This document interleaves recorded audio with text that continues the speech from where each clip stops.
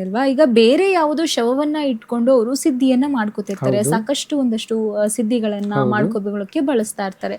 ಅಘೋರತ್ವವನ್ನೇ ಪಾಲಿಸಿದಂಥ ಒಬ್ಬ ಅಘೋರಿಯ ಮೃತದೇಹವನ್ನ ಇಟ್ಕೊಂಡ್ರೆ ಸಿದ್ಧಿ ಇನ್ನೂ ಕೂಡ ಸುಲಭವಾಗೋದಿಲ್ವಾ? ಆ ಥರದ್ದು ಯಾವುದು ಮಾರ್ಗಗಳಿಲ್ವಾ? ಅವರು ಯಾಕೆ ದೇಹವನ್ನ ಎಲ್ಲೋ ಒಂದ್ ಕಡೆ ಅವ್ರ ಶಿಷ್ಯರಿಗೂ ಕೂಡ ಕೊಡಬಹುದಿತ್ತು.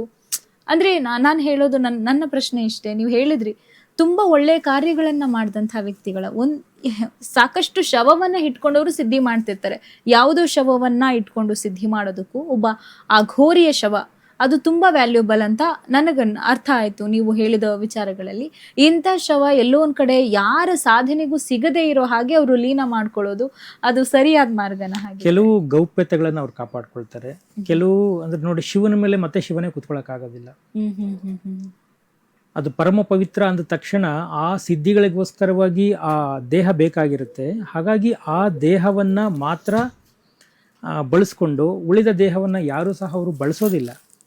ತನಗೆ ಸಿದ್ಧಿ ಆಯಿತು ಅಂತ ಗೊತ್ತಾದ ತಕ್ಷಣ, ತನ್ನ ಸಾವು ಖಚಿತವಾಗಿ ಈ ದಿನ ಬರುತ್ತೆ ಅಂದ ತಕ್ಷಣ ಅವನು ನದಿ ದಡಕ್ಕೆ ಹೋಗಿ ತನ್ನ ಗುರುವಿನ ಆಜ್ಞೆಯನ್ನು ಪಡ್ಕೊಂಡು ನದಿನಲ್ಲಿ ಮುಳುಗ್ಬಿಡ್ತಾನೆ. ಮುಳುಗಬೇಕಾದ್ರೂ ಅಷ್ಟೇ ಕಾಲು ಕೈಗಳಿಗೆ ಹಗ್ಗಗಳನ್ನ ಕಟ್ಟಿ, ಅಂದರೆ ಹಗ್ಗಗಳನ್ನ ಕಟ್ಕೊಂಡ್ಬಿಟ್ಟು ಬಂಡೆಗಳನ್ನು ಕಟ್ಟಿಕೊಂಡು ಹಾಗೆ ಮುಳುಗ್ಬಿಡ್ತಾನೆ ಅವನು.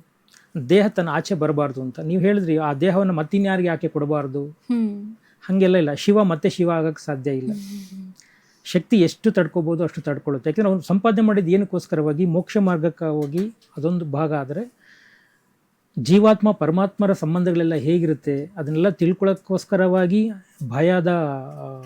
ಭಯದ ಒಂದು ಇದೇನಿರುತ್ತೆ ಅದು ಸಂಪೂರ್ಣವಾಗಿ ದೂರ ಹೋಗ್ಲಿಕ್ಕಾಗಿ ಶವಾಚರಣೆಗಳೆಲ್ಲ ಮಾಡಿರ್ತಾನೆ ವಿನಃ, ಅಥವಾ ಇನ್ಯಾವುದೋ ಭಸ್ಮವನ್ನು ಹಚ್ಕೊಂಡಿರ್ತಾನೆ ವಿನಃ ಬೇರೆ ಯಾವ ಕ್ರಿಯೆಗಳಿಗೆಲ್ಲ ಅವನಿಗೆ ಗೊತ್ತಾಗುತ್ತೆ ಅವು ತನ್ನ ಮೋಕ್ಷ ಸಂಪಾದನೆ ಮಾಡಿದ್ದೀನಿ ಸಾಕು ನನಗಿಷ್ಟು. ಅವನು ಹೊಡ್ತಾನೆ. ಇನ್ನೊಂದು ವ್ಯಕ್ತಿಯ ಶವ ಶುರುವಾಗಿರುತ್ತೆ ಅಷ್ಟಲ್ಲ ಆಲ್ರೆಡಿ. ಯಾಕೆಂದ್ರೆ ಕೆಲವನ್ನ ಗೌಪ್ಯತೆಗಳನ್ನ ಅಘೋರಿಗಳು ಕಾಪಾಡ್ಕೊಂಡೇ ಬರ್ತಾರೆ.